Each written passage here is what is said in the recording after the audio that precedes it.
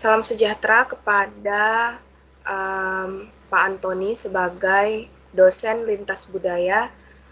Di sini kami akan mempresentasikan untuk memenuhi ujian akhir semester manajemen lintas budaya dari kelas 6 MNMD dengan judul Analisa Organizational Structure, Corporate Culture, Leadership, Management Style, dan Strategic Alliances pada perusahaan Unilever. Dengan kelompok kami yang terdiri dari 4 orang, yaitu Saya Eperna 1941-363. Saya Lili Cinda 1941-250. Saya Thea Evangelista 1941-231. Dan saya Veronica Desi 1941-227. Oke, di sini ada daftar isi tentang apa yang akan kami bahas. Di antaranya adalah bab 1 ada pendahuluan yang terdiri dari latar belakang masalah, rumusan masalah, tujuan, dan manfaat. Lalu bab 2 ada tinjauan pustaka yang berisi definisi teori-teori dari beberapa ahli. Yang ketiga ada bab 3 metodologi yang berisi rancangan penelitian, sampel penelitian, dan teknik pengumpulan data. Lalu bab 4 analisa dan pembahasan yang berisi seperti di judul tadi. Lalu akan ditutup dengan bab 5 yang berisi dengan kesimpulan. Untuk bab 1 akan saya jelaskan, yakni berisi tentang pendahuluan. Jadi Unilever Indonesia ini merupakan perusahaan yang bergerak di bidang fast moving consumer goods. Nah, sudah memiliki 44 merek produk dan kegiatan usaha dari produk Unilever Indonesia ini sudah terdiri dari manufaktur, pemasaran, dan distribusi barang konsumsi. Nah, apa saja sih produknya? Produk itu termasuk dari sabun, deterjen, kemudian margarin, es krim, kecap, produk kosmetik, minuman berbahan dasar teh dan jus buah, serta berbagai produk lainnya. Lalu produk yang diproduksi oleh Unilever Indonesia ini terbagi menjadi 2 lini bisnis. Yang pertama adalah produk rumah tangga dan perawatan pribadi. Itu menyumbang sekitar 73% dari total penjualan perusahaan. Dan sisanya itu dari makanan dan minuman yang menyumbang 27% dari total penjualan. Jadi, bisa kita simpulkan bahwa setiap rumah tangga itu pasti mempunyai setidaknya satu produk Unilever Indonesia yang digunakan. Nah, jaringan distribusi Unilever Indonesia ini sudah lebih dari 1 juta outlet di seluruh kepulauan Indonesia. Nah, lebih dari setengahnya itu dicakup langsung oleh perusahaan. Dan produk perusahaan dipasarkan itu melalui jaringan lebih dari 800 distributor independen yang melayani ratusan ribu toko di seluruh Indonesia. Sedikit kita membahas tentang budaya Unilever. Budaya Unilever itu adalah budaya kinerja. Nah, di sini berbagai komponen bisnis itu difokuskan pada peningkatan kinerja keuangan dan produknya. Jadi, melalui kepemimpinan yang efektif, kemudian kepemimpinan yang kolaboratif dari para top management ataupun dari manajer dari tiap departemen yang berbeda, itu bisa meningkatkan kinerja individu serta organisasinya. Lalu selain daripada itu juga budaya organisasi Unilever Indonesia ini memiliki ruang untuk perbaikan yang lebih lanjut lagi. Mereka menggunakan metode yang namanya rekomendasi untuk meningkatkan kebijakan dalam mengakomodasi keragaman. Karena seperti yang kita tahu bahwa keragaman ini merupakan resiko juga untuk perusahaan, bagaimana cara perusahaan menanggulangi keragaman yang ada. Jadi keragaman yang tinggi itu kan pastinya tidak bisa dihindari oleh perusahaan. Makanya mereka harus mempunyai strategi, mereka harus tahu cara memanfaatkan keragaman tersebut. Selain itu juga, Unilever dapat menerapkan peningkatan dalam teknologi informasi. Contohnya, teknologi ini dapat mendukung pekerja di semua bidang melalui alat canggih. Nah, alat canggih ini buat apa? Buat riset pasar, kemudian hubungan pelanggan, dan komunikasi internal. Perbaikan ini tentunya dapat membantu perusahaan memperkuat budaya kinerja organisasinya. Lalu karena seperti yang dibilang bahwa Unilever ini merupakan perusahaan multinasional yang cukup besar juga, maka tentunya mereka perlu menyesuaikan diri dengan karakteristik masyarakat dari tiap wilayah. Mereka dengan cara apa mereka menyesuaikan diri? Yaitu dengan membuat strategi yang tentunya dapat langsung berdampak bagi perusahaan. Jadi strategi ini nantinya bisa membantu perusahaan itu mendefinisikan bisnis mereka itu seperti apa, kemudian nilai perusahaannya, dan memberikan mereka tujuan dalam melangkah melaksanakan kegiatan operasional. Nah, ini tentunya membantu untuk memahami seperti apa sih kesuksesan itu yang sebenarnya. Jadi penting bagi Unilever itu untuk bisa menetapkan strategi, kemudian strategi yang sesuai agar tetap bisa bersaing dan bertahan dan berkembang di pasarnya. Nah, sesuai dengan latar belakang masalah, rumusan masalah yang kami susun, yakni yang pertama, bagaimana sih organizational structure itu pada perusahaan Unilever, kemudian bagaimana corporate culture-nya, bagaimana leadership-nya, management style, dan strategic alliances pada perusahaan Unilever. Nah, dari rumusan masalah ini, tujuan yang ingin diambil adalah mengungkap pertanyaan yang ada di rumusan masalah ini juga. Selanjutnya akan dijelaskan oleh saya mengenai tim Dewan Pustaka Unilever Indonesia.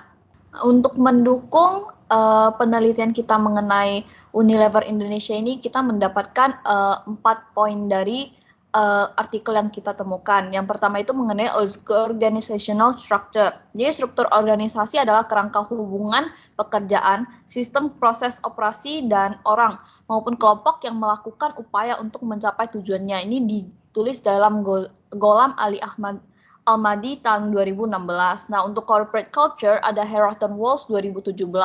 Budaya itu perusahaan mewakili sistem nilai dan keyakinan bersama, di mana yang berinteraksi dengan orang-orang, struktur organisasi, dan sistem untuk menghasilkan norma.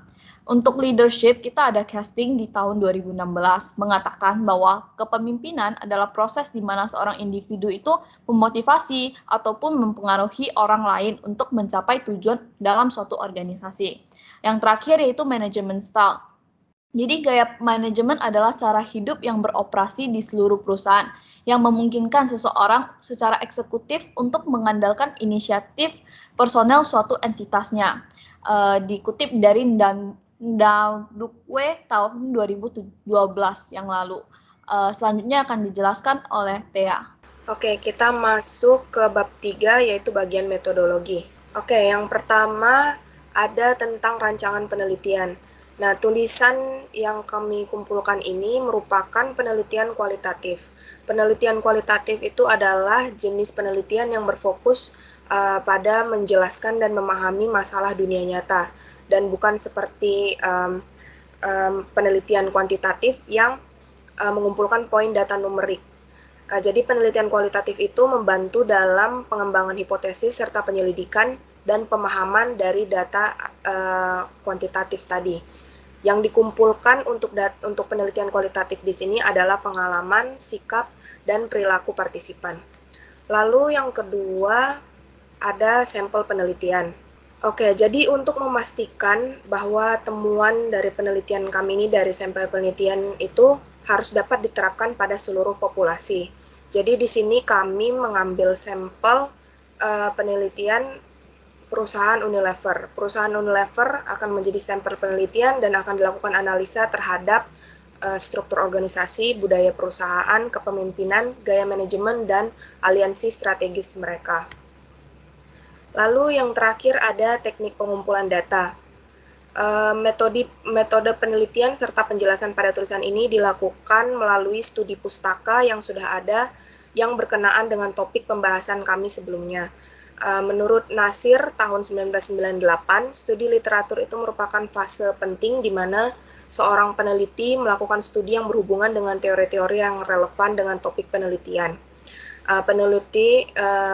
Kami akan mengumpulkan sebanyak mungkin bahan dari literatur yang relevan dalam pencarian teori. Yang termasuk di dalamnya itu adalah buku, jurnal, terbitan berkala, hasil penelitian seperti tesis dan disertasi, dan juga sumber lain yang dapat diterima seperti internet, yang dapat diakses dari berbagai sumber perpustakaan.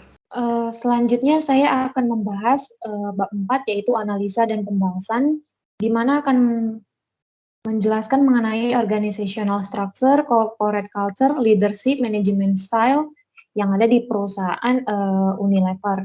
Yang pertama mengenai organizational structure. Struktur perusahaan Unilever itu biasanya bertanggung jawab untuk memastikan dukungan yang memadai untuk menginovasi produk dalam bisnis global perusahaan mereka.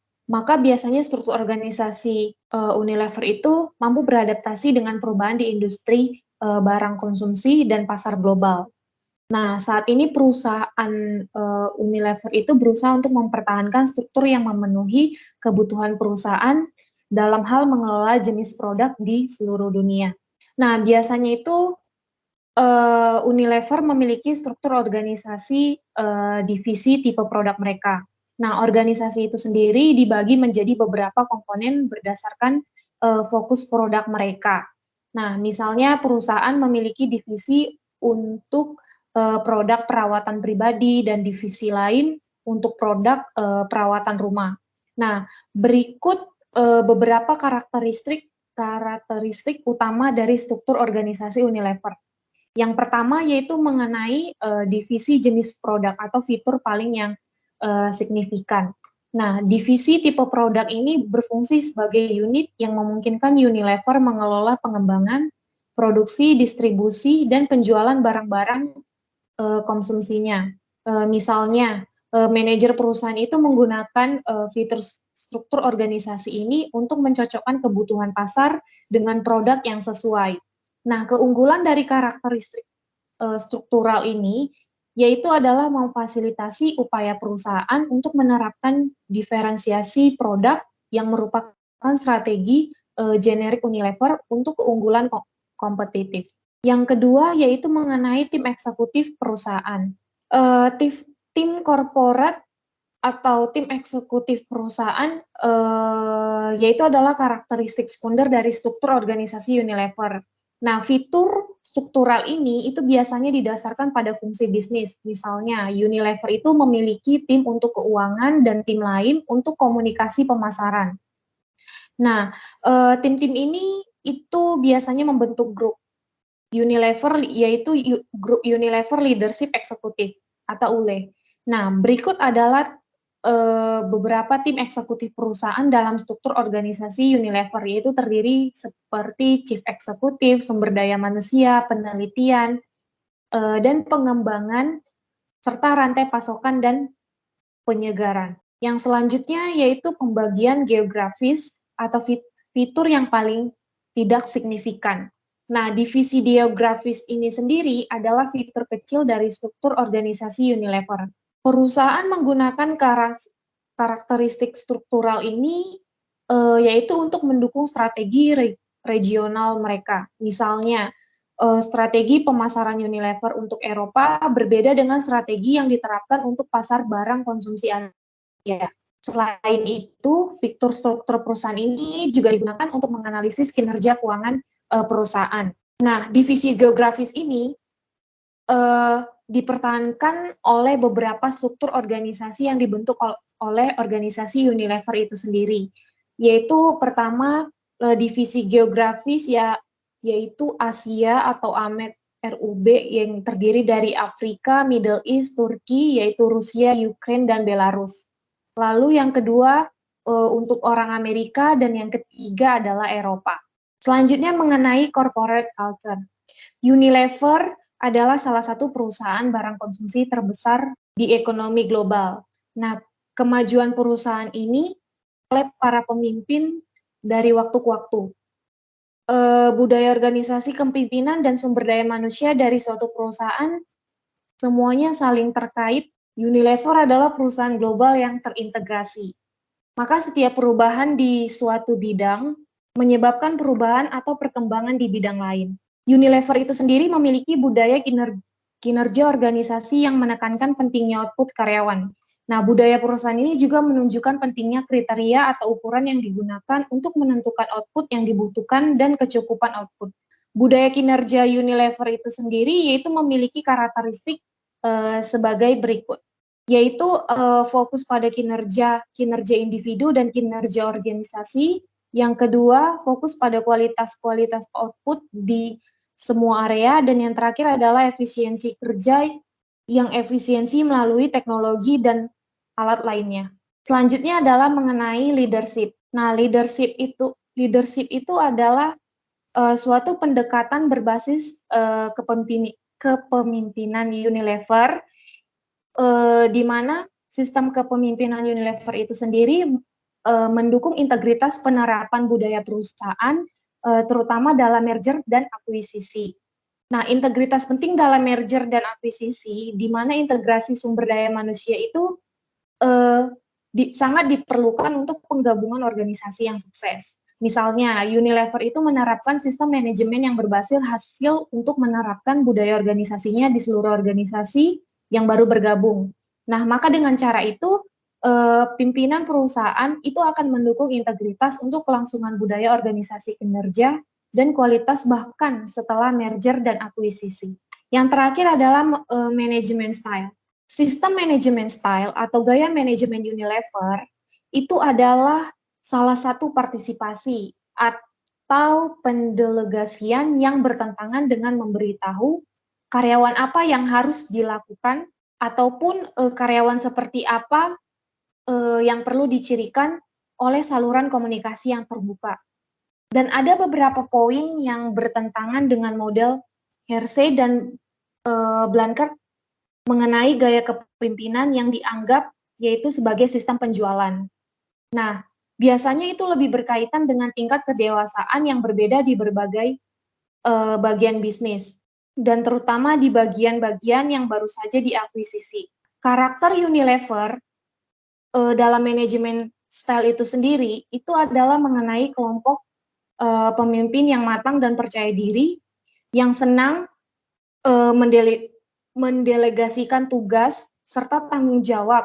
Maka dengan demikian, ketika perusahaan Unilever sendiri menciptakan karakteristik manajemen style mereka, itu akan memanfaatkan hal yang positif serta menjadikan karyawan mereka menjadi yang terbaik dalam kinerja karyawan Unilever itu sendiri.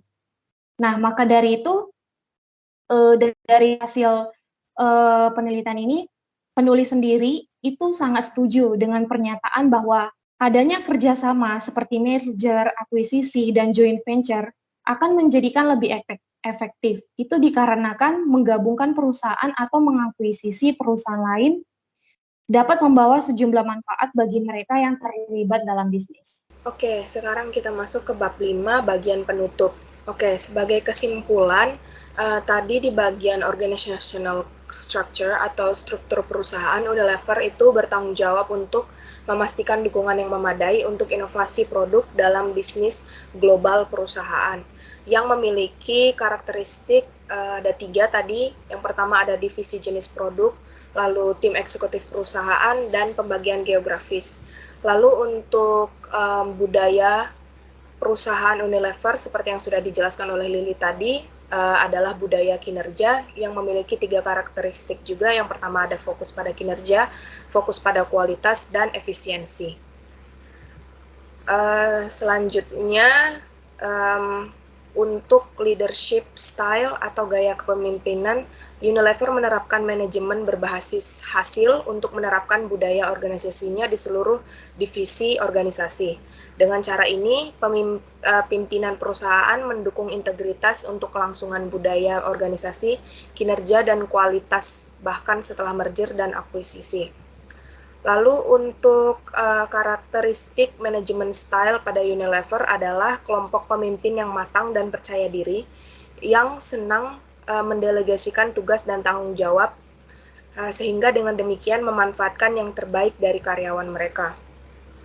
Lalu bisa juga disimpulkan bahwa kecerdasan manajemen SDM ataupun bagian leader dan manajemen itu terdiri dari pemahaman tentang bagaimana mengenali transformasi atau perubahan organisasi melalui tuntutan setiap tingkat partisipasi dan pentingnya ilustrasi kontrak psikologis. Tim manajemen atau tim leadership akan mampu mengembangkan pendekatan komprehensif untuk menjaga sumber daya manusia mereka dan menyediakan fasilitas khusus untuk agar mereka terlibat dan termotivasi di tempat kerja. Keefektivitasan komponen-komponen ini dalam hal implementasi akan menjamin bahwa organisasi atau PT Unilever akan mencapai hasil yang diinginkan. Lalu lebih lanjut dapat disimpulkan juga bahwa proses manajemen sumber daya manusia yang efektif akan membantu Unilever dalam membangun lingkungan internal yang kredibel dan stabil dalam situasi saat ini. Sedikit rekomendasi yang bisa diberikan oleh penulis ialah Unilever harus selalu menciptakan manajemen komitmen yang tinggi menggunakan alat HRM seperti pelatihan, penghargaan, dan insentif sebagai bentuk perawatan keseimbangan kehidupan kerja dan juga kemajuan dan pengembangan karir saat mengelola organisasi. Sekian saja dari kelompok kami. Jika ada salah kata, kami memohon maaf. Terima kasih.